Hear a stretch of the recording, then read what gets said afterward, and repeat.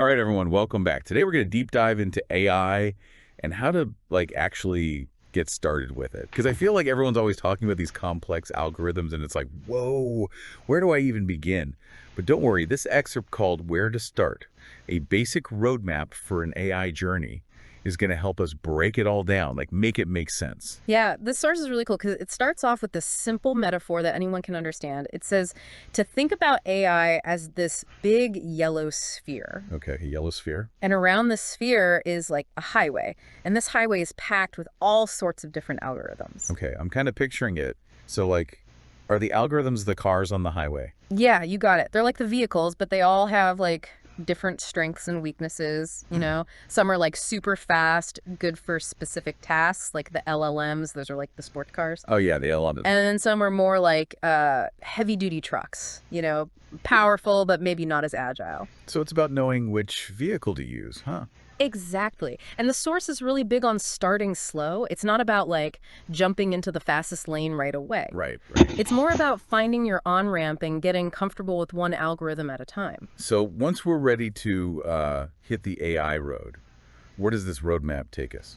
Well, it outlines 3 stages. You can think of them like checkpoints on your AI journey: enjoyment, efficiency, and exploration. Ooh, those sound kind of cool. Mhm. Okay, first up, enjoyment. That sounds like the fun part. It is. It's all about exploring the creative side of AI, like using those tools that let you make images and stuff, or write stories, or even compose music. Whoa, so it's about dipping your toes in and seeing what's out there. Exactly. And finding the AI tools that you actually enjoy using, what are you curious about? What would you want to try making with AI? Yeah, what are you curious about, listeners? Think about that for a second. And then after the enjoyment stage, you've got efficiency. This is where we start looking at how AI can actually help us do things. Okay, so moving from the experimental fun phase to actually applying it. Right. Think about how AI could help you automate tasks, or streamline your workflow, or make better decisions even. This is where we start to see those real-world benefits. Yeah. But there's a catch. Uh-oh, okay. The source makes this really clear. To use AI effectively, you got to pay attention to your data. I think of it like cooking. Okay. You need the right ingredients in the right amounts. Data is the fuel for AI. If your data isn't prepped well, the results won't be good. Ah, so it's not about just throwing any old data at the AI, huh? Nope. It's about making sure it's clean, organized, and ready to go. So it's like giving AI the right tools and instructions. You got it. The cleaner and more structured your data, the better your AI is going to perform. So we got enjoyment and efficiency. What's the last stage? That brings us to exploration, which is honestly probably the most exciting part. This is where AI becomes like your research partner, helping you discover stuff you never even thought of before. Whoa, tell me more about that. Like, imagine using AI to analyze these massive data sets, right? And then it helps you identify trends or predict what might happen in the future.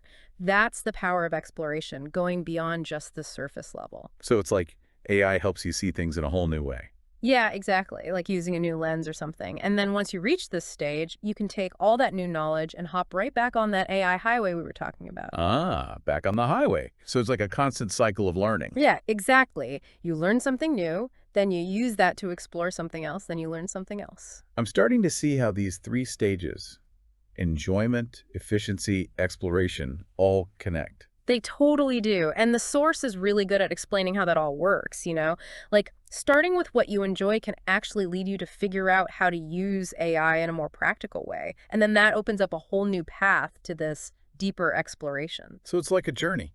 It is. It's a journey, and anyone can take it, no matter what your background is or how much you know about AI.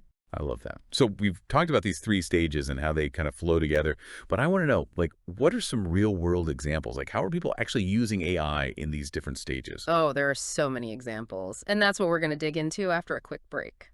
All right, sounds good. We'll be right back to explore the amazing world of AI in action.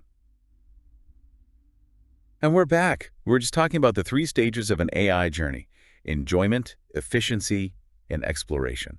So let's dive into some real-world examples, starting with that first stage, enjoyment. Yeah, this stage really shows just how accessible AI is these days. Like, think about those AI image generators. You can just give it a few words and bam, it creates these crazy cool Well, visuals. I've seen those. It's like wild what they can come up with. It really is, right? Like, it's like having this digital art studio right there in your pocket. Totally. I actually tried one out the other day. I told it to make a picture of a cat riding a unicycle on the moon, Yeah. but in the style of Van Gogh. Oh, wow. And did it work? It did. It was amazing. That's what I love about these tools, you know? They can tap into this creative potential that we never really had access to before. It's kind of freaky sometimes, honestly. I know, right? And it's not just images either. Like, there are tools that can help you compose music with AI. You don't even need to know how to read music. Exactly. It's like AI is making creativity accessible to everyone. Yeah, I love that idea. It's like you don't have to be Picasso to enjoy painting, right? You can just have fun with it. Exactly. Find what you enjoy and just play around with it, you know? Totally. And then, as you're playing around, you might discover a cool way to use AI to make your life a bit easier, which brings us to that next stage. Efficiency. Exactly. Think about all those tedious tasks we have to do all the time. Scheduling meetings or organizing emails, you know, all that stuff. AI can actually take some of those things off our hands. Oh man, that would be a dream. Right. Like, imagine using AI to automatically sort through all your emails. And it could prioritize the important ones and even help you write responses. Okay, now that would be life-changing.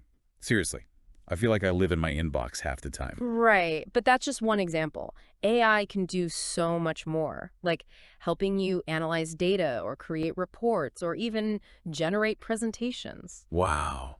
It's like having a superpowered assistant. Right. But remember what we were talking about earlier, that catch when it comes to using AI for efficiency? Oh yeah, the data thing. Yeah, that's super important. It's like if you have a great chef, but you give them bad ingredients, the food is still going to be bad. Makes sense. So how do we actually prep our data for AI? Well, it really depends on what you're trying to do, but a lot of times it involves cleaning up the data, removing any duplicates, or putting it into a format the AI can understand. So it's like giving AI a clear set of instructions Yeah. and making sure its toolbox is organized. Exactly. The cleaner and more organized your data is, the better results you're going to get. Okay, so we've played around with AI for fun, and we've learned how to use it to be more efficient. So what's next on this AI adventure?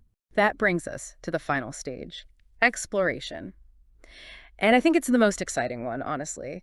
It's where AI really becomes your partner in discovery. Ooh, that sounds intriguing. Think of it like having a research assistant who can analyze tons of data and help you find these hidden patterns or generate insights that you would never have seen on your own.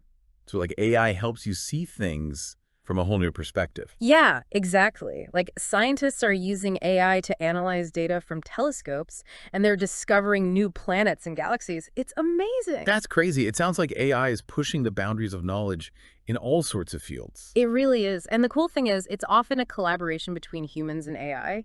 You know, we bring our curiosity and our expertise, and then the AI helps us connect the dots and see things in a new light. Okay, so we've talked about these three stages: enjoyment, efficiency, exploration. But how does it all connect back to that highway metaphor we talked about earlier? Well, think of it like reaching a scenic viewpoint on a road trip. Exploration lets you pause and take in the view and gain a new perspective. But then you can hop right back on that highway armed with your newfound knowledge, and maybe you choose a new route or even a whole new destination. There's like a continuous cycle of learning and discovery, Mhm. and it all starts with that willingness to just dive in and have fun. You got it. And the best part is, anyone can do it. It doesn't matter what your background is or how much you know about AI. That's awesome. So as you start your own AI journey, just think about what you're curious about. What problems are you trying to solve, you know? And what knowledge are you hoping to uncover? That's a great question for our listeners to think about. It is. And speaking of questions, I have one for you. Out of all the amazing things happening in the world of AI right now, what are you most excited about? Oh, that's a tough one. There's so much going on. But if I had to choose, I'd say I'm most excited about the potential of these generative AI models. You know, the ones that can create those realistic images just from like a text prompt or write a whole story from a few keywords. Yeah, those are definitely capturing everyone's attention right now. Like Yeah. every day there's a new article about AI writing a movie script or composing a symphony. It's pretty wild. It is. What I find fascinating is that these models aren't just like copying stuff. They're actually creating something new, something original. It's like they're tapping into this whole other creative dimension or something. I know, it's kind of mind-blowing. But, some people are worried that AI will eventually replace human creativity altogether. Yeah. What do you think about that? Should artists and writers be worried? I think it's totally understandable to have those concerns, especially when you see what AI can already do. But I don't see it as a replacement. I see it more as a tool, a really powerful tool that can actually help us boost our own creativity. Yeah, that makes sense. It's like AI is giving us new tools to work with. Exactly. Like a photographer could use AI to enhance their photos, or a musician could use it to try out new sounds and stuff, and a writer could use it to, I don't know, maybe get past writer's block or experiment with different ways of telling a story. The possibilities are kind of endless. This whole conversation has been so interesting. Honestly, I went from feeling kind of intimidated by AI to feeling like excited about it. That's great to hear. I think the main thing to remember is that AI is a tool.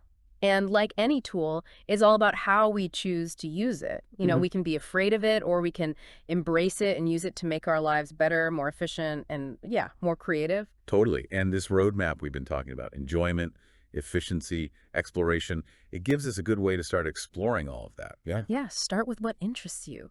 Find those AI tools that you enjoy using and don't be afraid to play around with them. That's how you'll really unlock the power of AI. Well said. This has been such a great deep dive into AI. I feel like we've covered so much.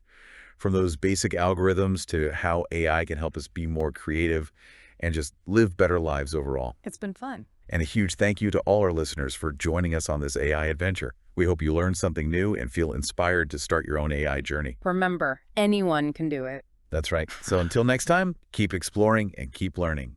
All right, everyone, welcome back. Today we're going to deep dive into AI and how to actually get started with it. Because I feel like